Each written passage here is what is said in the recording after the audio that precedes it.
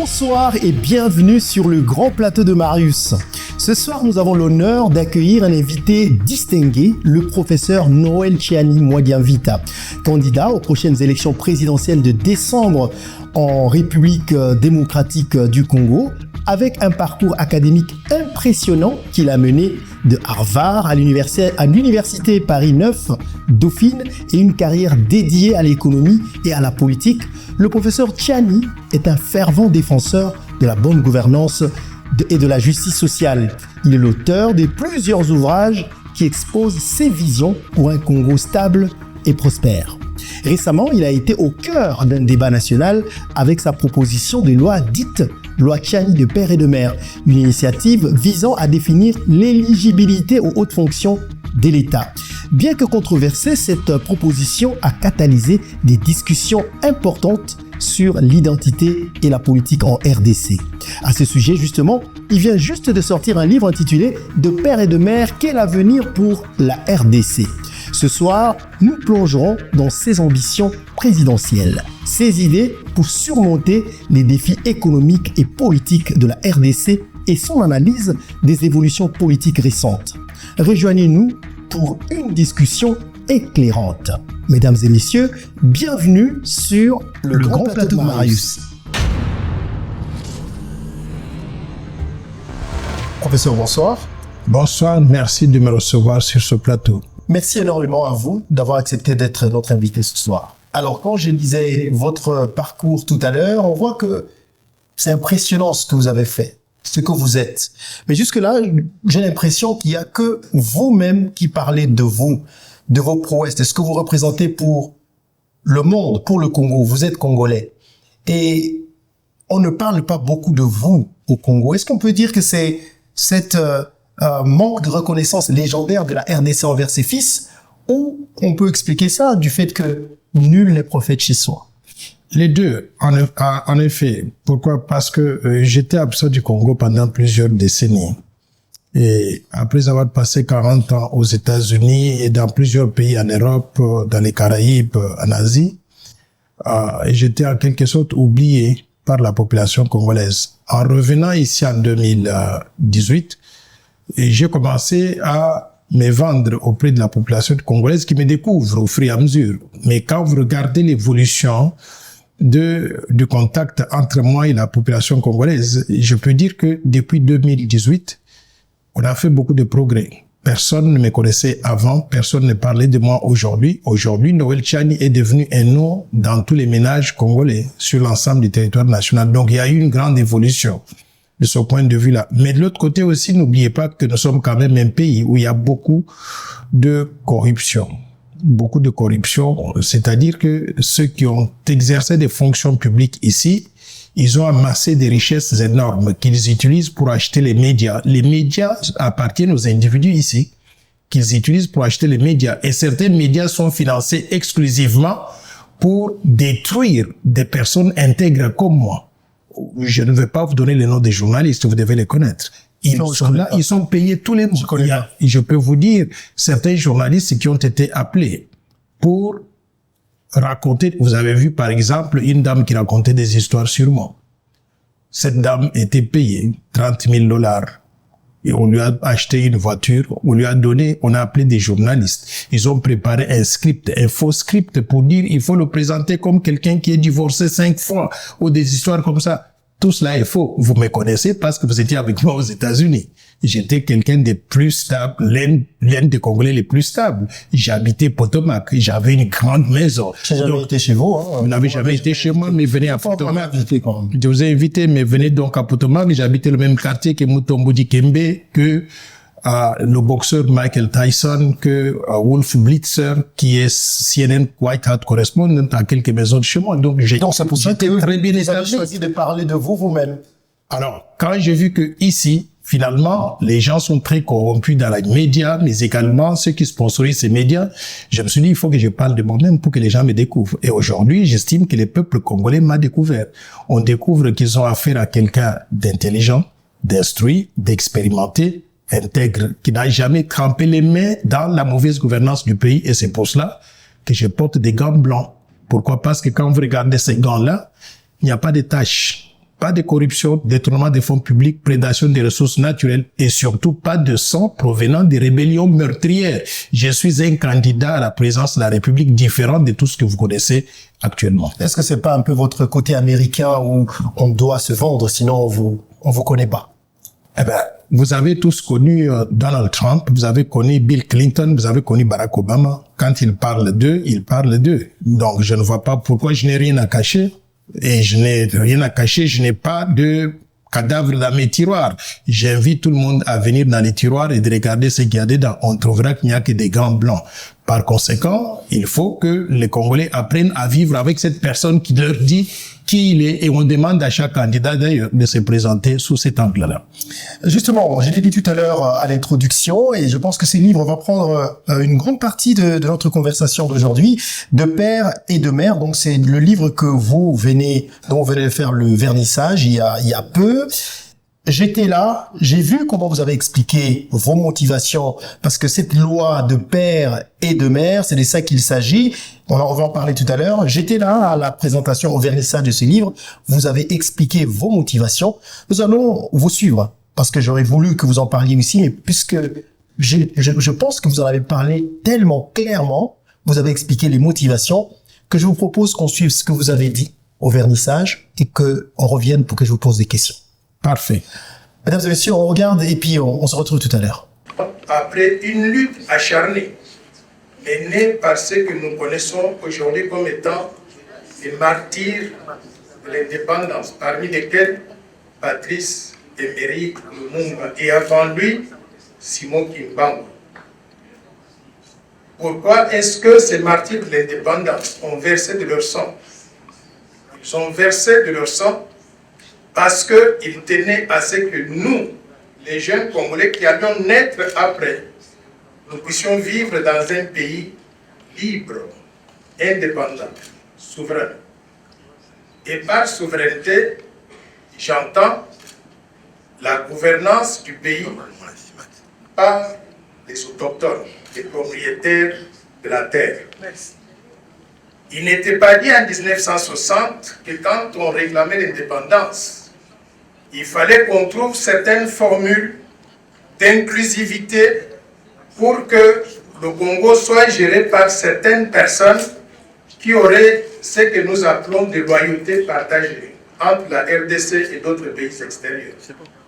Et Lumumba avait dit, nous voulons la souveraineté et souveraineté totale. Nous allons corriger ces erreurs-là pour que nous puissions aligner les meilleurs d'entre nous, pour que ces meilleurs-là gèrent le pays au profit de tous. C'est ça l'idée derrière la souveraineté nationale. Alors, qu'est-ce qui est arrivé depuis 1960 jusqu'à 1994? Il y a eu succession de régimes politiques. Le régime de Joseph Kasavubu, à qui je voudrais rendre hommage. Le régime de Maréchal Mobutu, que je salue au passage. On arrive à 1994, il y a eu un complot international pour destituer Mobutu et le remplacer par des régimes qui paraissaient travailler pour nous, mais en réalité qui étaient à la solde de l'extérieur. Ils ont réussi, on a chassé Maréchal Mobutu en 1997. Mais depuis ce temps-là, il y a un phénomène qui s'est passé sur le sol congolais. Il y a eu un afflux des militaires étrangers sur le sol congolais. Des Rwandais, des Ougandais, des Burundais. Il y a eu environ 180 pays qui ont envoyé en RDC des militaires de leur pays dans le cadre de ce qu'on appelle les opérations de maintien de la paix, appelées la MONUC ou bien la MONUSCO plus tard jusqu'à aujourd'hui. Ces militaires étrangers-là, sur le sol congolais, ont fait beaucoup de choses. Ils ont violé des femmes congolaises. Ils ont épousé des femmes congolaises. Ils ont produit des enfants dont un parent est congolais et l'autre est étranger. Il y a des enfants naturels, c'est-à-dire naturels dans le sens que le fruit d'un amour parfait entre un homme et une femme. Mais il y a aussi des enfants stratégiques. Et quand il a la présidence de la République, ils deviennent les maîtres du terrain. Et en ce moment-là, ils mettent la souveraineté nationale en mal. Pourquoi? Parce qu'ils seront dans une situation de conflit d'intérêts. de décider entre les intérêts de la RDC ou les intérêts de l'un du pays de l'un de leurs parents. Par exemple, un enfant qui aurait un parent congolais, un parent rwandais ou ougandais, qui devient président de la République. Cet enfant, quand il y a un conflit entre la RDC et le Rwanda de son père ou de sa mère, il va décider dans l'intérêt de quel pays. Il ne peut pas tout décider dans l'intérêt de la RDC. Il sera tenté de prendre position tantôt en faveur de la RDC, tantôt en faveur du Rwanda de son père. Voilà la situation des conflits d'intérêts. Cet enfant-là, il est très dangereux pour la souveraineté nationale. Pourquoi? Parce qu'il peut du jour au lendemain, étant donné que le président de la République a beaucoup de pouvoir dans ses mains, il peut basculer la RDC sous le contrôle du Rwanda voisin. Et nous tous, nous devenons quoi? Nous devenons des esclaves dans notre propre pays. C'est pour cela que je me suis dit, si nous voulons gérer cette situation-là, on ne refuse pas que cet enfant soit congolais. Du fait d'avoir un parent qui est congolais, on l'accepte, il est le nôtre. Il est congolais à 100%, il peut tout faire dans notre pays. Mais nous disons, nous allons lui éviter d'être dans une situation de conflit d'intérêts. Pour lui éviter d'être dans une situation de conflit d'intérêts, on lui dit, vous pouvez tout faire en RDC.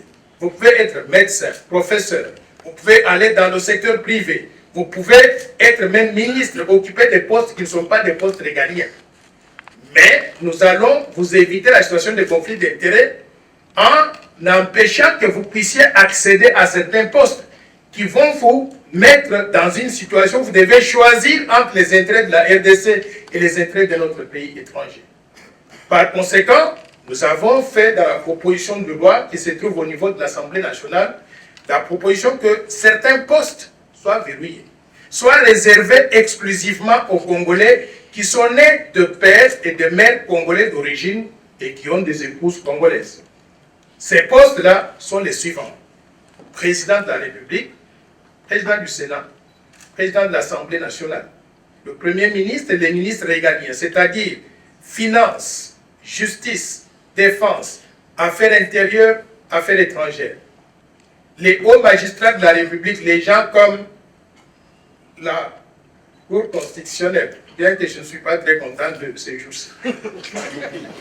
La Cour constitutionnelle, la Cour de cassation, les hauts commandements militaires de l'armée, le haut commandement du commissariat général de la police, les gouverneurs des provinces, l'administrateur de l'ANEF, l'Agence nationale des renseignements, les ambassadeurs de la RDC à l'étranger, parce qu'ils représentent le chef de l'État et la politique étrangère du pays qui se trouve être un poste verrouillé, un poste donc de souveraineté.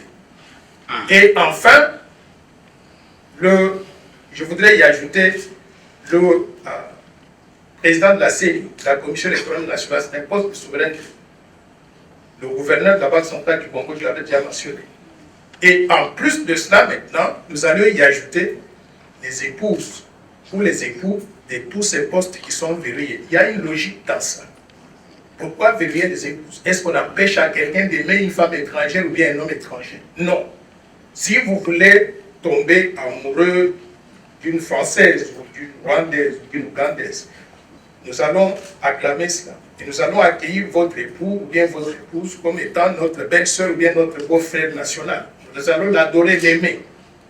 Mais nous disons, parce que vous avez une épouse ou bien un époux étranger, vous allez vous retrouver dans une situation de conflit d'intérêts entre votre pays, la RDC, le pays de votre femme ou bien de votre épouse.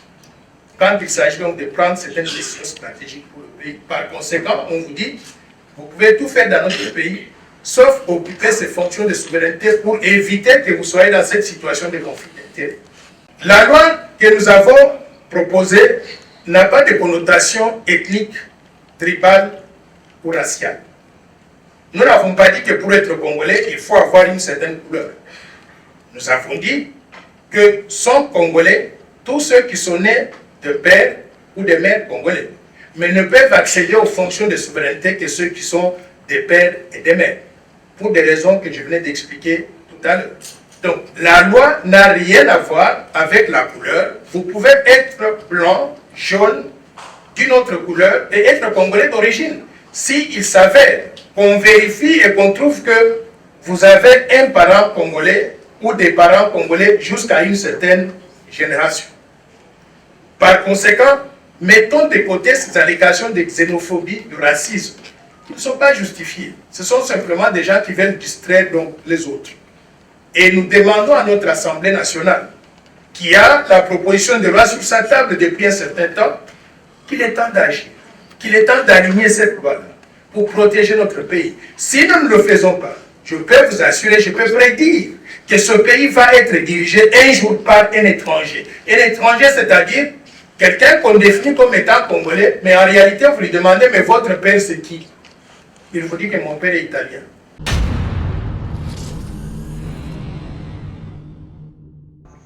On est de retour, mesdames et messieurs, pour parler donc de ce livre qui est sorti il y a peu, donc dont le vernissage a eu lieu au Fleuve Congo Hotel. Je veux dire que j'ai pas encore vraiment lu ce livre. Tout ce que je sais de ce livre, c'est ce que j'ai entendu au vernissage, et nous allons essayer donc d'en parler. Mais vous ajoutez, vous l'avez dit, que de père et de mère et d'épouse. Exact. Pourquoi? Pourquoi? Parce que il faut que les gens comprennent que ce que nous voulons réaliser avec la proposition de loi Tchiani de père, de mère et d'épouse, c'est de protéger le pays, de protéger la souveraineté nationale, l'intégrité territoriale et de réaffirmer l'indépendance de la RDC et finalement de mettre le Congo sur la voie du développement économique et social accéléré. Pour cela, nous voulons éviter que notre pays soit dirigé par des gens qui sont dans des situations de conflit d'intérêts. Situation de conflit d'intérêts peut surgir lorsque on a un président de la République dont un parent est congolais et notre parent est étranger. Par exemple, vous avez un parent rwandais et vous avez un autre parent congolais. Le Rwanda attaque la RDC. Un président de la République de ce genre-là ne pourra pas dénoncer ce que fait donc le Rwanda et ne pourra pas combattre le Rwanda avec toute l'énergie qu'il faut. Donc, il est partagé entre le pays de son père et le pays de sa mère. La même situation surgit lorsque un chef de l'État a une épouse qui vient d'un autre pays. Si vous êtes congolais et vous avez une épouse qui est rwandaise ou ougandaise et que le pays de votre femme entre en conflit avec la République démocratique du Congo, vous serez contrarié. Vous ne pourrez pas prendre toutes les décisions dans l'intérêt de la RDC au point même que si c'est nécessaire de faire la guerre, de bombarder le Rwanda, de bombarder donc l'Ouganda. Par conséquent, pour éviter cette situation de conflit d'intérêts, nous disons, tous les Congolais sont les mêmes. Ils ont droit à tout dans notre pays. Que vous soyez des pères et des mères, des pères ou des mères, que vous soyez un étranger naturalisé congolais et ou bien que vous soyez un apatride devenu congolais, vous êtes toujours congolais et vous avez droit à tout. Ça, on l'a suivi. Mais accès aux fonctions de souveraineté doit être réservé à ceux qui sont des pères et des mères et qui ont des épouses congolaises pour qu'ils ne soient pas dans cette situation de conflit d'intérêts où ils seraient partagés à prendre des décisions tantôt en faveur du pays qu'ils dirigent, tantôt en faveur du pays, donc de leurs épouses. Vous, par exemple, si votre épouse, qu'on a vu vous accompagner lors de votre dépôt de candidature, donc si elle a c'est son père et des nationalités, enfin, j'espère qu'elle est congolaise de père et de mère. Elle est congolaise de père et de mère, des parents, des grands-parents, d'arrière-grands-parents. Et d'ailleurs, ce qui est curieux, on a essayé de vérifier la lignée. Jusqu'à 10 générations qu'on a pu identifier, elle est congolaise. Donc, les Congolais se trouveraient donc dans des bonnes mains au cas où je suis président de la République parce qu'il n'y aurait pas cette situation de conflit d'intérêts. Alors, je vous ai suivi également lors du vernissage de votre livre, disant que vous n'étiez pas très content de la Cour constitutionnelle. Est-ce parce que cette Cour a validé toutes les candidatures, notamment celle de Moïse Katumbi, parce que plusieurs personnes pensent que votre loi, votre propos, bien l'initiative de cette proposition de loi appelée loi Tchiani de père et de mère était pour écarter Moïse Katumbi de la course présidentielle. Est-ce que c'est pour ça que vous n'êtes pas content de la Cour constitutionnelle? Non, pas du tout. Ceux qui pensaient que la loi était personnalisée, je crois qu'ils n'ont pas compris les motivations derrière ça. Et c'est l'objectif de ce livre-là. Le livre donne à la population congolaise une étude comparative de tous les autres pays du monde. Vous allez en Tunisie, en Zambie, vous allez au Gabon, vous allez aux États-Unis, vous trouverez partout, il y a des mesures de protection de la souveraineté nationale. Ne peut pas accéder à la souveraineté, aux fonctions de souveraineté n'importe qui. Il y a des restrictions pour cela. Je vais vous donner un exemple que vous devez connaître parce que je vivais avec vous aux États-Unis.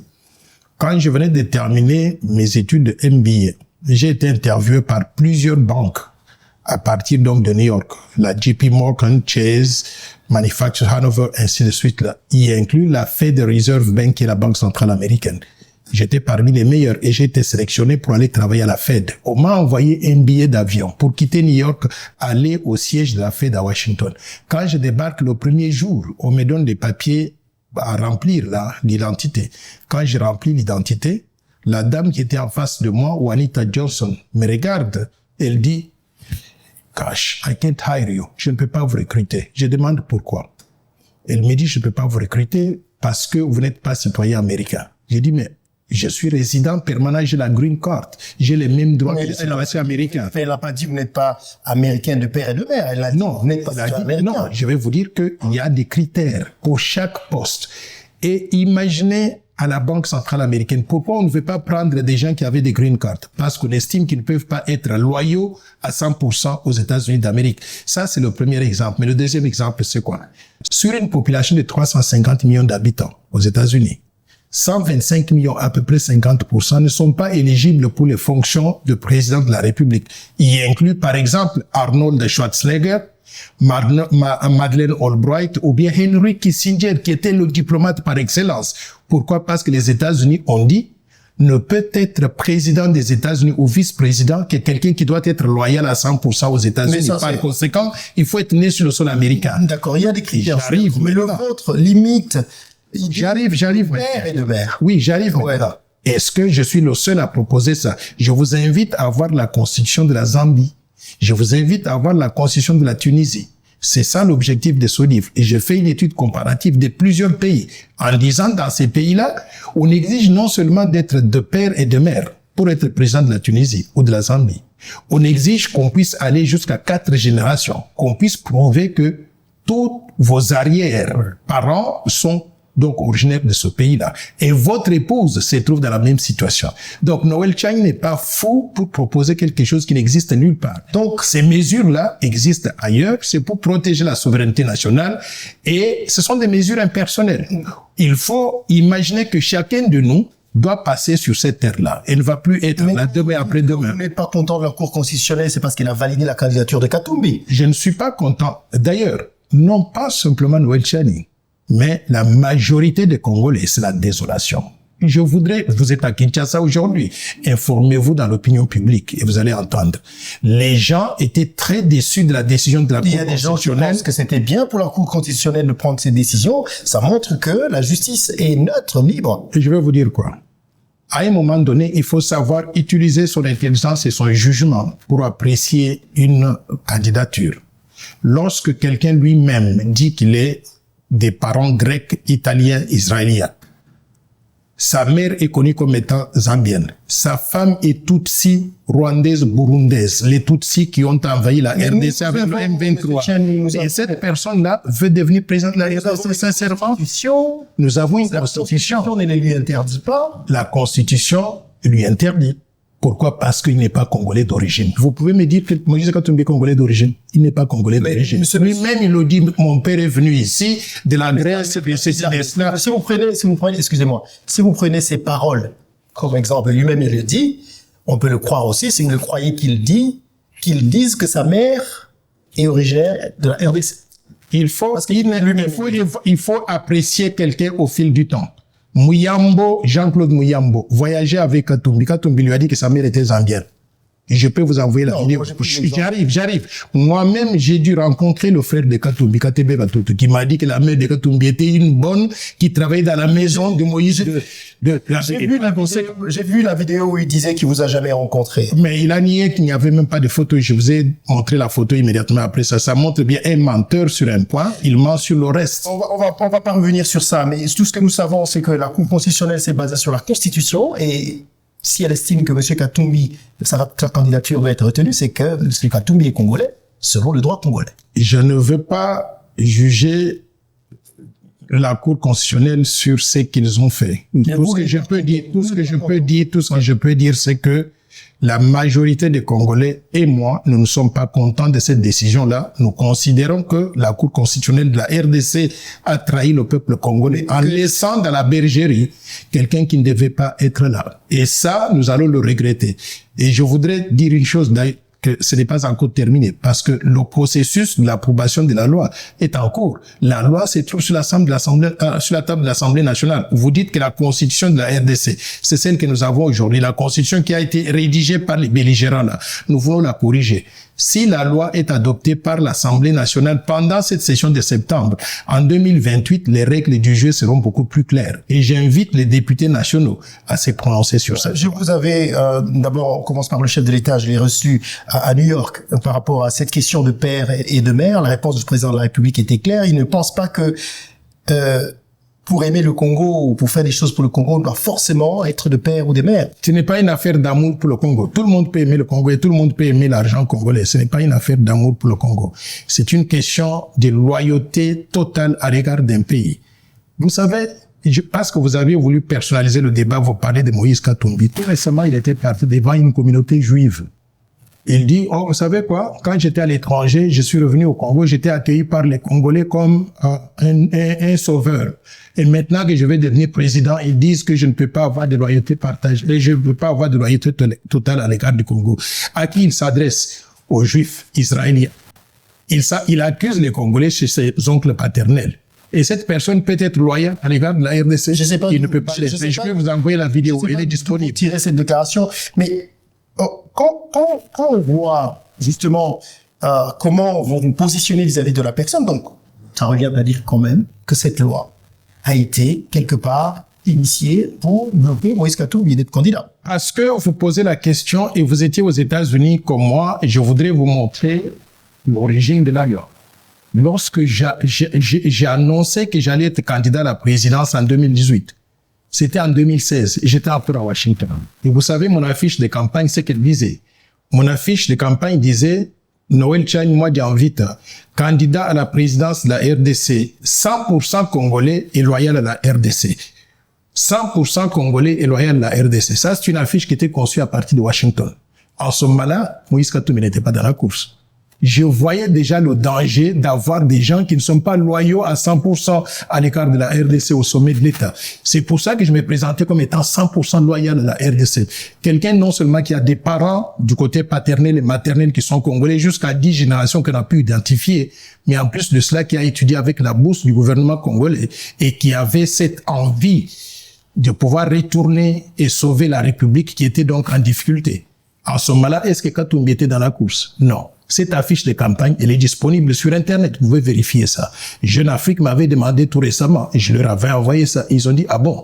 Donc, cette histoire donc de loyauté à l'égard du pays, je l'ai nourrie depuis très longtemps. Vous savez, quand vous avez une vision pour un pays, les gens ne vous comprennent pas à temps.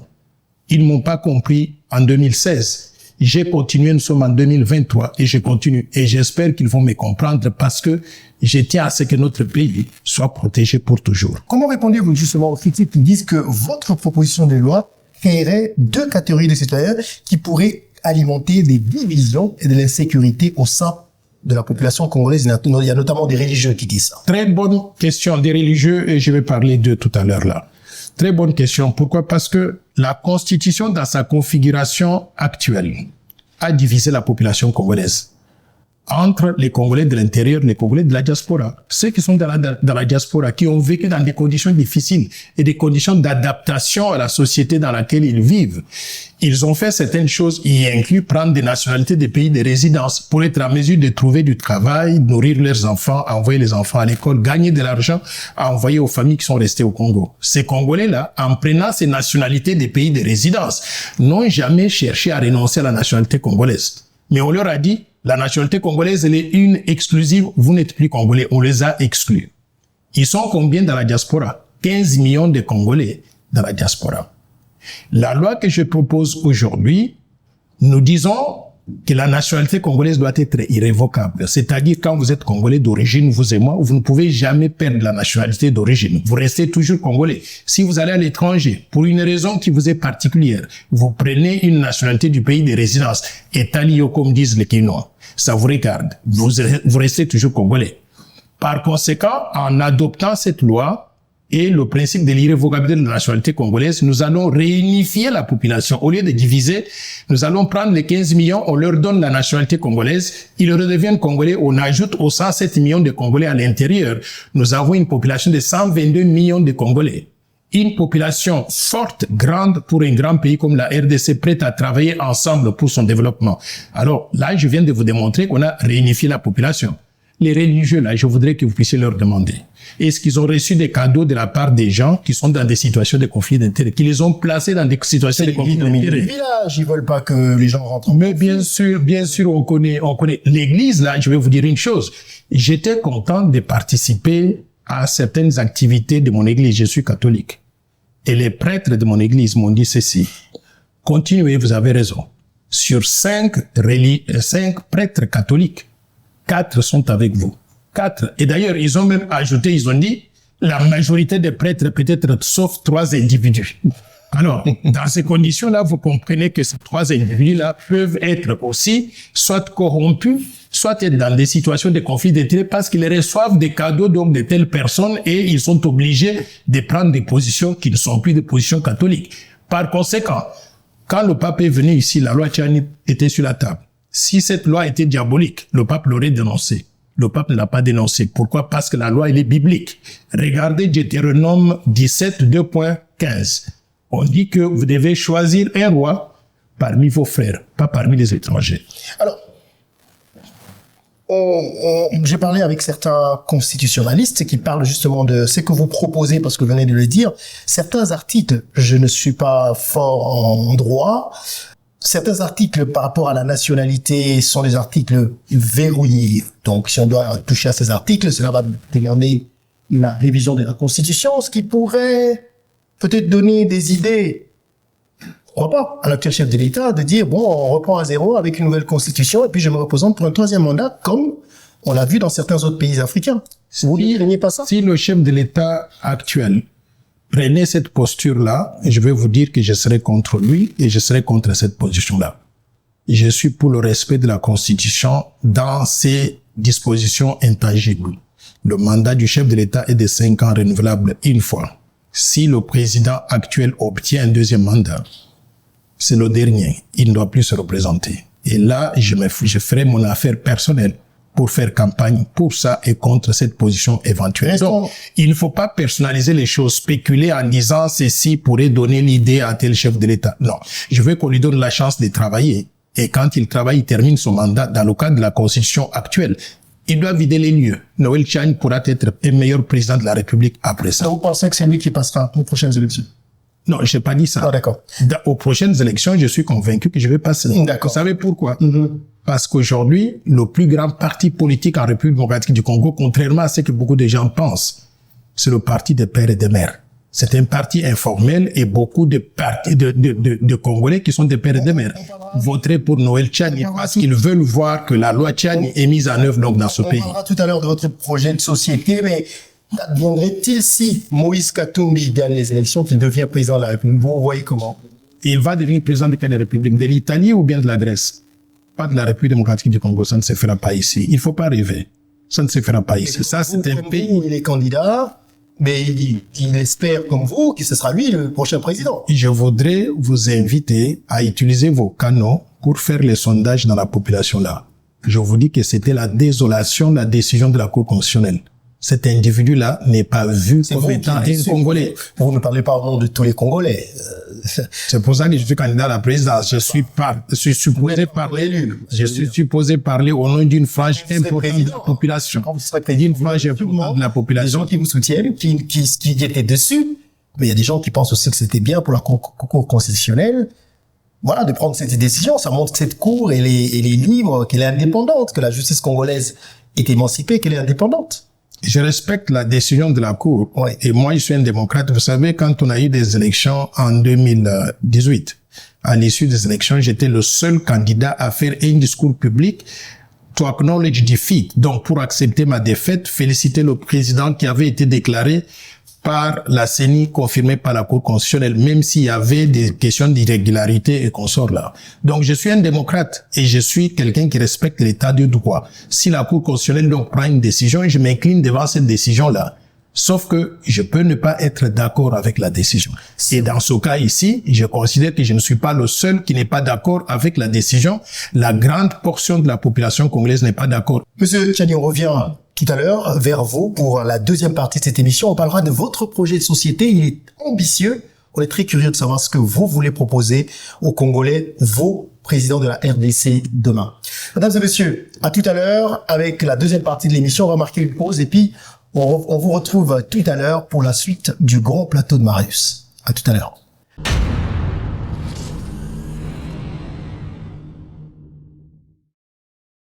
Découvrez la cartographie de la République démocratique du Congo autrement avec l'application mobile Yeba Congo. Vous y trouverez les différents sites touristiques. En un clic, choisissez et réservez facilement à travers nos différents tours opérateurs les activités qui vous conviennent dans la province de votre choix. Retrouvez votre site touristique avec la barre de recherche et trouvez le parc touristique abritant votre animal préféré en un clic. Téléchargez gratuitement l'application mobile Yeba Congo sur Apple Store ou Play Store. Yeba Congo, c'est le plaisir de découvrir le Congo.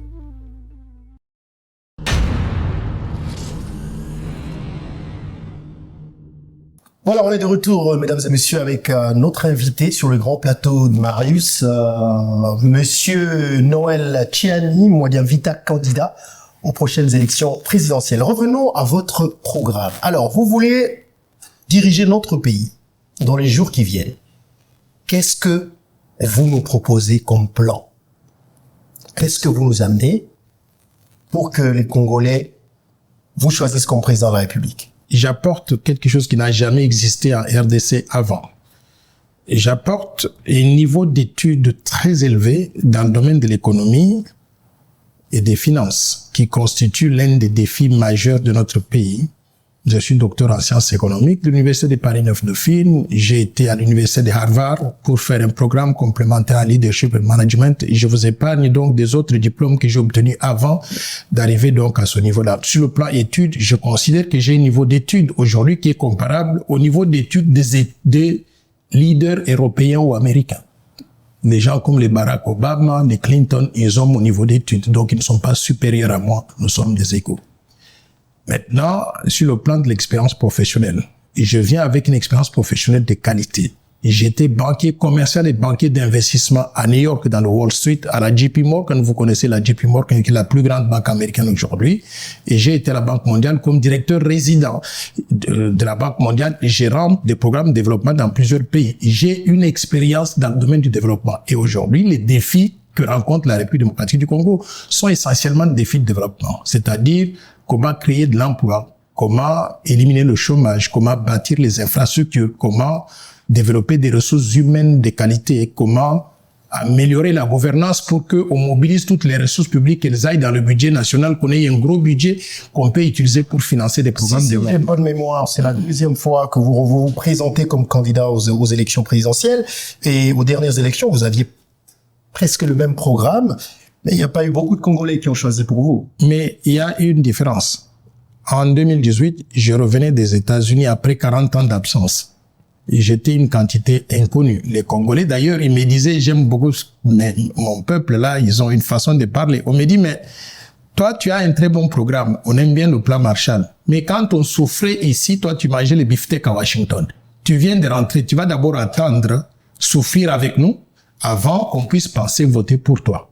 C'est comme ça que je suis resté en ligne, j'ai fait le pied comme tout le monde, j'ai mangé les maboké, j'ai mangé les kwanga, comme tout le monde, j'ai attrapé la malaria comme tout le monde, j'ai souffert au même titre que tout le monde. Aujourd'hui, les Congolais m'apprécient parce qu'ils ont vu que je suis quelqu'un qui est engagé à pouvoir changer la RDC. À l'époque, je souffrais aussi donc d'un malheur qui fait que un de Congolais qui venait des États-Unis, après avoir perdu l'élection, il a pris l'avion, il est retourné aux États-Unis, on l'a plus vu ici. Les gens me disaient, mais si toi tu ne gagnes pas, est-ce que tu ne vas pas partir comme Oscar Kachala?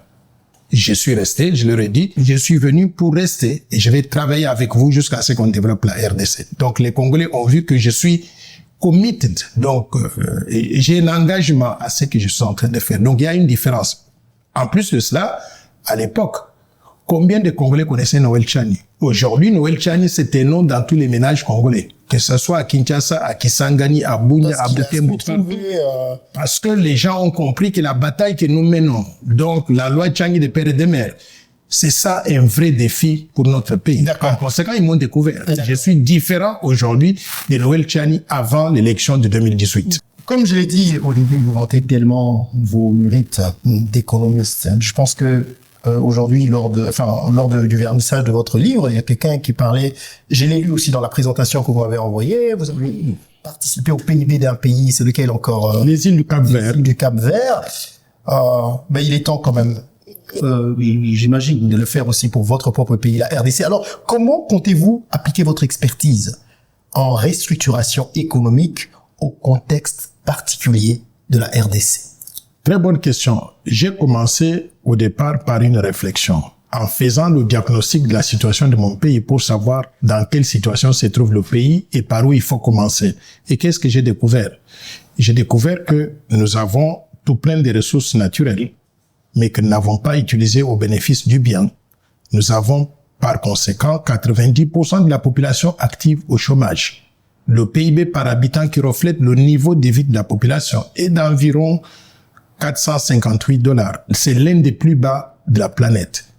Nous n'avons pas d'infrastructure pour relier toutes les provinces du pays. Nous n'avons pas la bonne gouvernance pour être en mesure de mobiliser les ressources et d'avoir un gros budget. Nous avons un petit budget aujourd'hui de $16 milliards. Même s'il y a eu des progrès pendant les 4 dernières années, on est passé de 4 à 16 milliards. C'est déjà un progrès.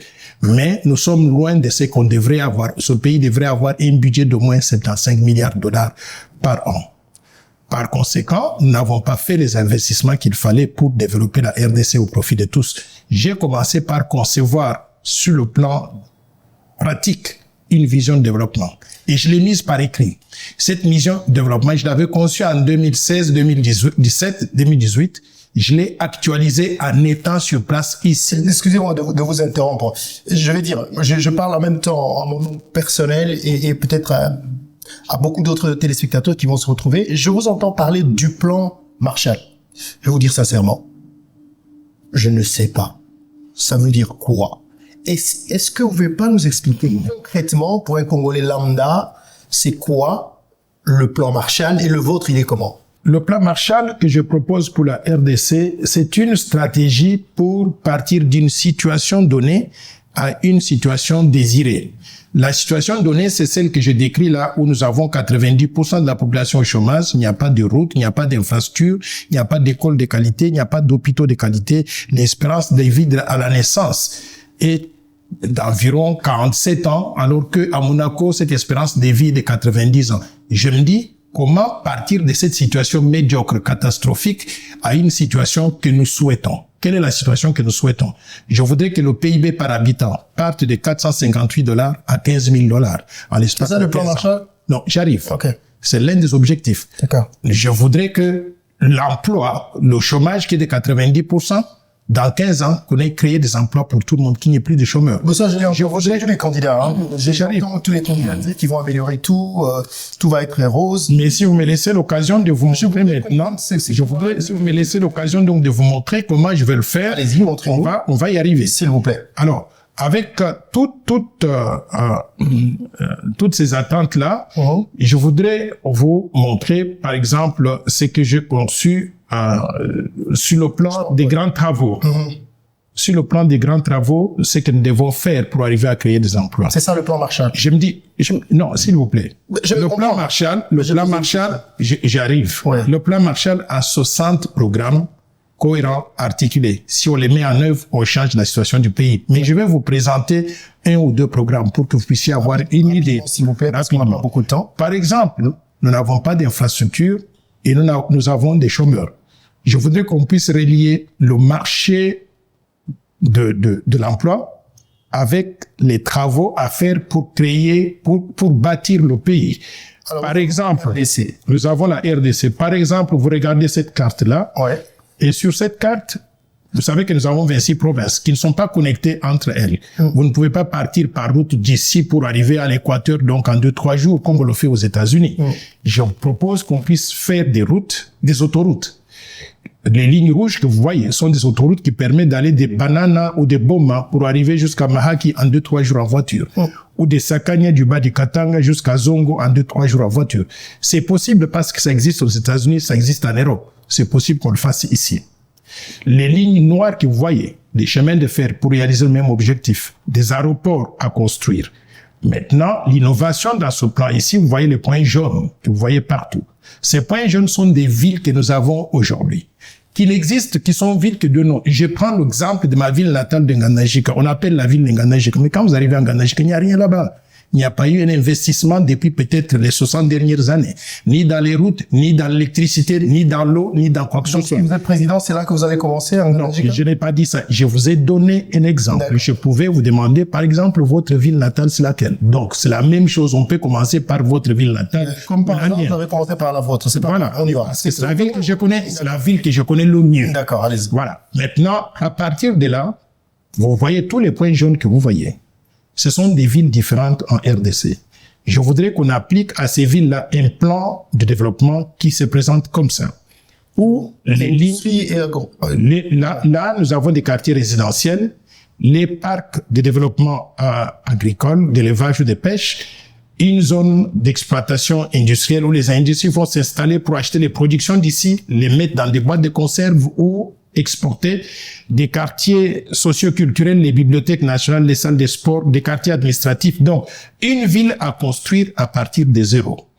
Et l'objectif, c'est quoi? C'est de construire cette ville-là pour que nous puissions créer les mêmes conditions de vie partout. Et je vais vous dire combien d'autres pays donc ont fait la même chose. Maintenant, en ce qui concerne les quartiers résidentiels, voici comment ces quartiers résidentiels vont se présenter. Une fois que nous avons conçu cette ville d'Ngandajika et nous l'avons construite, ou votre ville là, elle est comme ça. Maintenant, pour faire tout ça, il faut que chacun des matériaux qui entrent dans la construction de cette maison-là soit fabriqué sur place au Congo. C'est ça notre objectif. En le faisant et en essayant de construire cette ville, on va créer des emplois pour toute la population de la ville, mais aussi pour toute la République démocratique du Congo. Voilà comment je vais créer des emplois pour tous les Congolais. Alors. Et maintenant, nous allons créer les mêmes conditions de vie sur l'ensemble du territoire national. Parce qu'en faisant cette ville-là, en Ngandajika, nous allons répliquer le même modèle partout où il y a des points jaunes. Sur la carte. Nous avons 244 villes et villages à construire à partir de zéro. Donc, nous allons créer des emplois pour toutes les populations qui occupent ces villes-là actuellement. Alors, quel est le modèle qui m'a inspiré ici? Je veux que les gens comprennent, parce que quand vous avez une vision, vous ne pouvez pas la sortir juste du ciel et comme ça. J'ai vécu aux États-Unis et j'ai été marqué par une chose. J'habitais Potomac, Maryland. Pour partir de Potomac, Maryland, aller en Californie, à Palo Alto, vous trouvez les mêmes conditions de vie. Vous allez de Californie, vous allez en Virginie, vous trouvez les mêmes conditions de vie. Au Texas, les mêmes conditions de vie. C'est ce que les Américains ont fait il y a plusieurs décennies. Et je voudrais faire la même chose pour mon pays, parce que s'ils ont réussi là-bas, nous pouvons réussir aussi et on peut créer des emplois pour tout le peuple congolais. Voilà le sens du plan Marshall en ce qui concerne ce programme-là, l'un des 60 programmes qui va développer les villes pour créer des conditions égale de vie partout sur l'ensemble du territoire national. Vous savez, quand vous étiez en train d'expliquer, moi j'étais en train de rêver. Je suis en train de rêver, je vois la RDC comme ça, c'est extraordinaire. Qui ne rêverait pas de ça? Mais voyez-vous, le problème avec les politiques en général, ils présentent des choses, mais dans la réalisation, des fois, ça pose problème. Mais moi, je vous fais confiance. Où est-ce que vous comptez trouver des moyens pour faire ça? Très bonne question. Le plan, je l'ai chiffré d'abord en 2018, on parle de 800 milliards de dollars. En tenant compte des réalités du terrain, nous l'avons rechiffré à 1000 milliards de dollars sur 15 ans. 1000 milliards de dollars sur 15 ans, où est-ce qu'on va trouver ça? Et je voudrais que les Congolais sachent que leur pays est très riche. Très riche en ressources naturelles. Très riche en ressources naturelles. Mais ces ressources n'ont pas été utilisées pour le développement du pays. C'est pour cela que je me présente devant vous en portant des gants blancs. Notre pays, qui est très riche, est très pauvre aujourd'hui. Pourquoi? Parce que ceux qui gèrent le pays ou qui ont toujours géré le pays ont utilisé les ressources, pas pour le développement du pays, mais plutôt pour leurs intérêts personnels.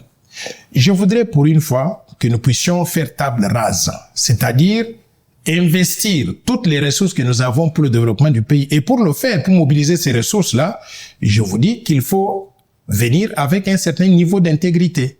Moi qui vous parle, vous avez vécu aux États-Unis et vous connaissez, vous pouvez vérifier ça. Je n'ai jamais été corrompu. Je n'ai jamais reçu l'argent de détournement de fonds publics et je n'ai jamais détourné un centime. Les gens me disent, mais non, mais parce que tu n'as pas vécu ici pour détourner. Mais vous savez, à la Banque mondiale. Je vous crois.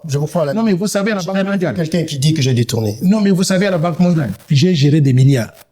J'ai géré des milliards. Et vous n'entendrez jamais que Noël Tchani avait détourné un centime. Je vous crois. Mais je veux dire, j'ai jamais vu quelqu'un qui a détourné, qui vient dire, moi que vous voyez là, j'ai détourné. Non, mais il y a des gens, s'ils ouvrent juste la bouche, qu'ils disent qu'ils n'ont jamais détourné, demain, on sort tous les dossiers, ils sont sur les réseaux publics. Et j'invite le peuple congolais à faire la même chose avec moi. Si j'ai détourné, sortez ces dossiers-là. Vous allez investir toutes les richesses que nous avons, vous allez... Dans le développement. Donc, je voudrais vous démontrer par là d'où viendrait l'argent. Non, je voudrais vous démontrer pourquoi. Alors, là, vous savez, actuellement, nous avons un budget de 16 milliards de dollars. Mais ce budget-là est basé sur certaines hypothèses. Vous connaissez le président Thabo Mbeki, sud-africain. Il était venu ici avec un panel des experts africains. À l'issue d'une mission de 2 semaines, ils avaient conclu que la RDC perd chaque année 85% des revenus des ressources naturelles n'entrent pas dans le budget national. 85%. Ça veut dire que le budget que nous avons est de combien? Représente à peine 15%. Faites les calculs inverses. Si nous avons un budget de 16 milliards, le budget qu'on devrait avoir est de combien? 75 milliards de dollars. Qu'est-ce que vous allez faire? Maintenant, comment récupérer cet argent-là? 85%. Pour récupérer ce 85%, appliquer une politique de tolérance zéro à l'égard de la corruption et des détourneurs de fonds publics. Et qu'est-ce que je vais faire? Nous allons créer des numéros de téléphone où, si vous connaissez un détourneur de fonds publics, un corrompu qu'on sort, vous le dénoncez. Une fois qu'il est dénoncé, on mène des enquêtes parce que il y aura beaucoup d'accusations gratuites. Mais il y a l'IGF qui existe. J'arrive. Ouais. Et je vais vous dire le problème avec l'IGF. Actuellement, c'est qu'ils parlent, ils font beaucoup de choses et quand on amène des gens au tribunal, il n'y a pas de condamnation et il n'y a pas de récupération des fonds publics. L'IGF est là depuis 5 ans. Dites-moi combien on a récupéré des détourneurs de fonds publics. Par contre, ces détourneurs de fonds publics-là, on les a jugés, on les a mis en prison. On les a sortis et on leur a donné une promotion. D'accord. Quelle est la leçon qu'on donne aux gens? Détourner, il n'y a rien qui va vous arriver. Je suis pas le porte-parole de l'IGF, mais j'ai assisté à une conférence de presse où M. Alinguete disait que grâce au travail de l'IGF, l'État congolais a su récupérer beaucoup d'argent et l'IGF a contribué à l'augmentation du budget de l'État. Je salue cela. Alinguete, c'est un ami personnel et je salue cela et je voudrais dire simplement qu'on pouvait faire mieux que ce qu'ils font aujourd'hui si ce qu'il fait est appuyé par la justice, une justice qui n'est pas corrompue, qui ne fait pas du n'importe quoi. Donc, malheureusement, aujourd'hui, on n'a pas... Mais je voudrais vous dire, dans mon programme de lutte contre la corruption, c'est que j'avais à l'idée, c'est que nous avons dans le cadre du plan Marshall, c'est que on vous soupçonne d'avoir détourné l'argent, on vous met devant la barre. Et quand on vous met devant la barre, on vous juge. Et quand on vous condamne, on vous met en prison. Vous n'êtes pas, vous ne pouvez pas bénéficier donc de la mise en liberté provisoire parce que chaque semaine, ces gens-là demandent la mise en liberté provisoire. Et jusqu'à ce qu'on leur donne ça. Et entre-temps, ils envoient leurs avocats qui vont essayer de corrompre des juges, ainsi de suite. Là. Vous allez rester là-bas. Si on vous donne 20 ans, 25 ans, vous restez en prison pendant 20 ans, 25 ans. Mais si les gens savent que Marius Muhunga est l'ami personnel du président Noël Tchani Modian Vita et que on vous a arrêté, on vous a mis en prison et on voit que je n'interviens pas pour vous faire sortir et que vous allez faire 30 ans, vous sortez de là avec la barbe blanche. En ce moment-là, les gens vont dire, mais ce monsieur-là, il est sérieux. Même Marius, qui était avec lui aux États-Unis, il l'a laissé en prison pendant autant de temps. Vous serez un exemple à ne plus suivre. Mais imaginez si je le fais avec vous aujourd'hui, je le fais avec un autre, un troisième. Les gens vont dire, ce monsieur-là, il est sérieux. Il veut lutter sérieusement contre la corruption. Et vous allez voir combien, en ce moment-là, le budget va augmenter. Le budget va passer de 16 maudiques milliards que nous avons aujourd'hui à 75 milliards. C'est comme ça qu'à travers ce programme-là, nous envisageons mobiliser littéralement toutes les ressources, des ressources intérieures. Mais on va maintenir des relations avec la communauté internationale. Les 3 milliards de dollars qu'on reçoit chaque année de l'aide bilatérale, multilatérale, on va maintenir ça. 3 milliards de dollars par an multiplié par 15 ans, on aura 45 milliards à obtenir donc de cette coopération-là. Pendant 15 ans, c'est ça? Non, je vais vous expliquer ça. Ouais. Alors, maintenant, les investissements directs étrangers, on a à peu près 5 milliards. En améliorant l'environnement des affaires, en maintenant ce niveau de 5 milliards multiplié par 15, on a 75 milliards. 75 plus 45, on a 120 milliards. Mon objectif est d'avoir 1000 milliards de dollars. Il reste 880 milliards de dollars. Ces 880 milliards de dollars, divisé par 15 ans, on obtient un budget d'environ 56 milliards, disons 60 milliards de dollars par an. C'est possible de le faire, mais en étant sérieux dans la lutte contre la corruption, les détournements des fonds publics et la prédation des ressources naturelles. Et pour le faire, il faut quelqu'un qui est comme moi, avec des mains propres, qui va prêcher par l'exemple et que tout le monde doit pouvoir respecter. Entre le dire et le faire, il y a un pas, mais il y a... Donnez-moi la chance de le faire et vous allez voir que mes dires vont coïncider avec ce que je fais. Ok, vous avez contribué à la réforme monétaire en RDC en 97. D'ailleurs, vous nous dites que vous avez participé à la création du franc congolais. Parmi les éléments importants, ce que vous avez conseillé à l'ancien président de la République, Kabila, Laurent Désiré Kabila, de ne pas mettre sa photo sur la monnaie. Ce que je trouve bien. Quelles sont les autres réformes que vous pensez apporter une fois président de la République? Beaucoup de réformes, rien que dans ce secteur-là. Je vous dis que tout est à faire et à refaire. Je vous signale que ma thèse de doctorat a porté sur l'indépendance des banques centrales, la responsabilité et l'impact sur la politique monétaire, application à la RDC. Donc, je suis spécialiste de la Banque centrale du Congo que vous voyez là. Alors, la première réforme à faire, c'est de réformer la Banque centrale en lui donnant l'indépendance qu'il faut. La Banque centrale du Congo n'est pas autonome, n'est pas indépendante. Et vous avez vu tout récemment des mesures présidentielles de stabilisation de la monnaie qui étaient décidées comment? Le président de la République convoque le gouverneur de la Banque centrale, les ministres des Finances, les ministres de l'Économie, l'IGF, la police, l'ANER, tout le monde, les banques commerciales étrangères, et venez, on va prendre des mesures ensemble. Vous avez déjà vu ça aux États-Unis. Ça ne se fait pas comme ça. Donc, je voudrais qu'on donne à la Banque centrale l'indépendance qu'il faut pour qu'elle fasse son travail et qu'on la laisse libre de faire son travail. Ça, c'est la première réforme. Restructurer la Banque centrale. Maintenant, je regarde le système financier. Aucun pays du monde ne peut se développer avec un système financier dans les mains des étrangers. Nous avons 15 banques commerciales. 15 banques commerciales, toutes appartenant aux Libanais, aux Pakistanais, aux Nigérians et j'en passe. Où sont les Congolais? Et vous savez, le système bancaire que nous avons aujourd'hui, ça mobilise les ressources de qui? Des dépôts des Congolais. Mais quand on doit les redéployer pour prêter de l'argent à ceux qui veulent utiliser cet argent-là, on prête aux originaires des pays d'où viennent ces banques-là. Les banques nigériennes prêtent au Nigeria, aux grandes dames des Congolais. Les banques kenyanes font la même chose. Je voudrais réformer ce secteur-là. Ce que nous avons aujourd'hui est inadmissible. Et j'ai mal au ventre de savoir qu'on a eu la plus grande banque du pays, la BCDC. Quand il fallait la vendre, on a vendu à qui? Equity Bank du Kenya. La deuxième banque, TMB Bank, on l'a vendu à KCB Bank du Kenya. La troisième banque, on a donné la licence pour créer une banque donc originaire de Tanzanie. Quelle est la vision que nous avons? J'ai une vision dans ce secteur-là. Créer des institutions financières dans lesquelles les Congolais, quand je dis Congolais, je veux dire des individus, le secteur privé ou des entités publiques, où l'État ont un mot à dire, non seulement au niveau de l'actionnariat, mais également au niveau de la gestion. Et je pense que ce système bancaire-là est à mettre en place. Et pour le mettre en place, il faut qu'il y ait des gens qui ont cette vision-là. J'étais aux États-Unis et j'étais à la Citibank à l'époque. Lorsque la Citibank s'est retrouvée dans des problèmes de capitalisation, il fallait trouver un investisseur frais qui vient avec des capitaux frais. Le seul investisseur qu'on avait trouvé, c'est un riche saoudien qui vient d'Arabie Saoudite. Et il pouvait investir jusqu'à 5% du capital de la banque.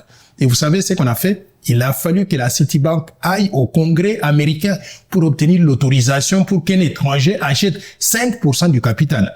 Mais ici, nous avons 100% des capitaux des banques dans les mains des étrangers. Tout est à faire, à refaire. Ça, c'est la première réforme que je voudrais faire. Créer des établissements, des institutions financières diversifiées, mais dans les mains, je ne refuse pas les investissements étrangers, dans les mains des Congolais qui peuvent travailler en partenariat avec les étrangers. Deuxième réforme.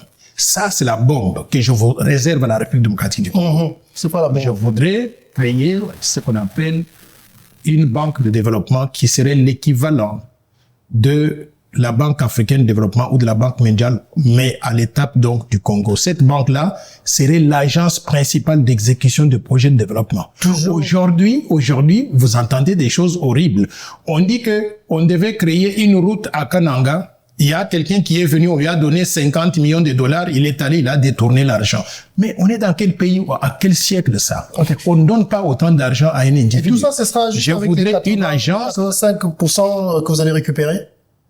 Oui, les 85% qu'on va récupérer, donc c'est juste une idée pour augmenter le budget national. Mais je vous dis que le budget va augmenter jusqu'à 75 milliards de dollars par an. Pour avoir donc ces ressources-là, nous devons être sérieux dans la lutte contre la corruption, le détournement des fonds publics, mais surtout placer l'homme qu'il faut à la place qu'il faut. On ne peut pas avoir un pays où on a un premier ministre qui est chimiste.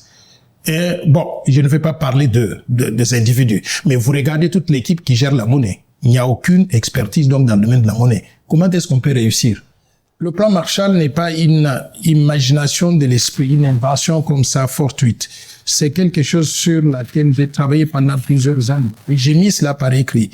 Par exemple, ces 2 livres-là, c'est le plan Marshall lui-même, le résumé du plan et le plan lui-même. 60 programmes à mettre en œuvre sur une période donc de 15 ans. Y inclut ce que je vous ai présenté tout à l'heure, la politique des grands travaux, mais aussi la politique pour construire un système financier qui réponde aux besoins de développement du pays. Ce système financier-là, je l'ai conçu donc à travers ce livre-là, où je prône la réforme de la Banque centrale du Congo, comme la Banque centrale doit être restructurée pour qu'elle puisse répondre aux besoins de développement du pays et comment elle doit organiser en collaboration avec le ministère des Finances, là, le fonctionnement du système financier pour qu'on ait un système financier dans les mains des Congolais qui répondent à nos besoins, pas un système financier qui réponde aux besoins donc des étrangers. Comment? Dans ce livre ici qui fait 700 pages, je présente le programme monnaie nationale crédible. La bataille pour une monnaie nationale crédible. Et je présente tout un programme comment mettre fin à la dollarisation. C'est une honte d'avoir un pays souverain qui utilise le dollar américain, une monnaie étrangère. Nous perdons beaucoup d'avantages du fait de cette utilisation de monnaie étrangère. Je présente ici ma vision de comment on peut régler ce problème-là. En plus de cela, parce que la monnaie, c'est ma spécialité. Je vous ai dit tout à l'heure là que j'avais contribué à concevoir le franc congolais. Maintenant, que faire pour que le franc congolais soit la monnaie stable que nous voulons? Vision pour une monnaie forte, c'est-à-dire qu'on ait une monnaie qui soit bonne, aussi bonne que le dollar, que l'euro ou toute autre monnaie à travers le monde. Et enfin, je viens de sortir donc un livre intitulé Monnaie, banque et commerce extérieur.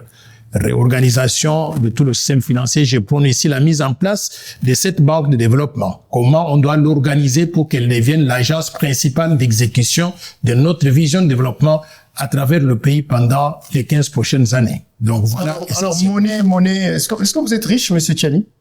Si je suis riche, j'ai suffisamment de moyens pour vivre, pour ne pas voler un centime du trésor public. Je peux vous dire que je peux vivre comme ça jusqu'à la fin de ma vie sans avoir mal à la tête, sans manquer de l'argent. Donc, j'ai travaillé à la Banque mondiale, j'ai une pension qui me permet de vivre très bien et je ne suis pas tenté de voler un centime. Je voudrais laisser ce que les Américains appellent legacy pour les autres. Qu'est-ce qu'ils vont penser de moi lorsque je ne suis pas votre héritage?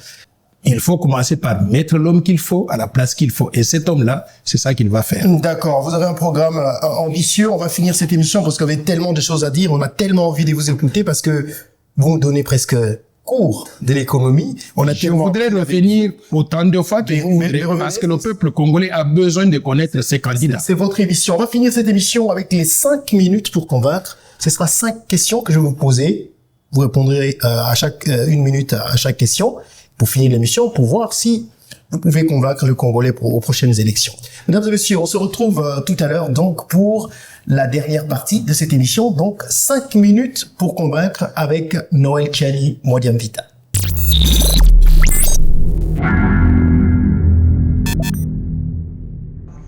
Monsieur Tchani, nous sommes donc à la rubrique 5 minutes pour convaincre. La première question concerne la vision nationale. Voici ma question. Quelle est votre vision pour la République démocratique du Congo sur le long terme et comment votre mandat présidentiel contribuera-t-il à atteindre cette vision?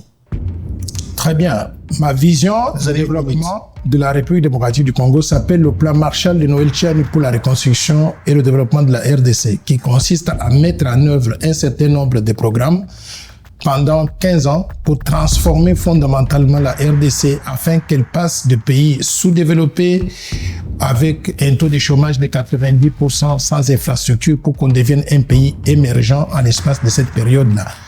Et 15 ans, c'est une période qui va au-delà des mandats présidentiels. Je vais commencer pendant 5 ans. Si j'ai la chance d'avoir un deuxième mandat, on mettra en œuvre. Mais ceux qui travaillent avec moi vont poursuivre la mise en œuvre du programme au-delà donc de 10 ans. Pourquoi? Parce que la vision de développement, ce n'est pas une affaire de Noël Tchani, c'est une affaire d'une équipe. Et j'ai cette équipe-là qui peut continuer donc l'œuvre que j'aurais donc initiée. 2, sur la stabilité et la sécurité, comment comptez-vous adresser les défis sécuritaires persistants dans certaines régions du pays et quelles mesures précises prendriez-vous pour assurer la stabilité et la sécurité sur l'ensemble du territoire national? En ce moment, on parle de nos frères et sœurs, surtout à l'est du pays. Une question importante. Le point de départ, c'est déjà de nous assurer que le Congo sera toujours géré par des gens qui sont loyaux à la RDC pour éviter les infiltrations de l'extérieur dans les institutions de la République. C'est pour ça que j'ai proposé la loi Tchani des pères et des mères, que je demande à l'Assemblée nationale de pouvoir approuver. Mais au-delà de cela, nous devons restructurer l'armée, la police, les services de sécurité pour qu'ils aient simplement des Congolais qui soient loyaux à la RDC, bien formés, bien payés, bien rémunérés, afin qu'ils fassent le travail de protection donc du pays et de sauvegarde donc la souveraineté nationale. Votre domaine de développement économique, quelles sont vos stratégies vous en avez parlé dans l'émission, pour stimuler la croissance économique, encourager l'investissement et réduire le chômage, surtout parmi la jeunesse congolaise? Une combinaison de techniques. D'une part, nous allons lancer ce que j'appelle la politique des grands travaux d'infrastructure.